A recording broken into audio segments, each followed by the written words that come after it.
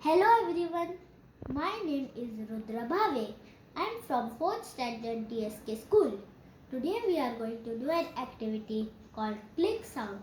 Isn't that interesting?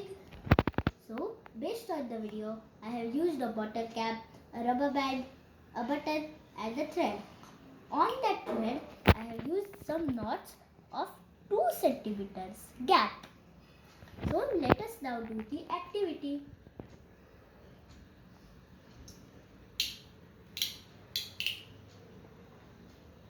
So, I think that when the button hits the bottle cap, sound is generated. You know how? When two things vibrate or any things vibrate, sound is generated.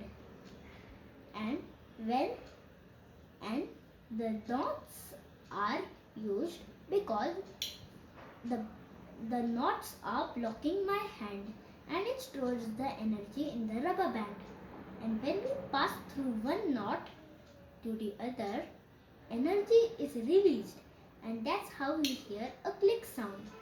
If there was no rubber band, the energy wouldn't have been stored and we would not hear any click sound. Thank you.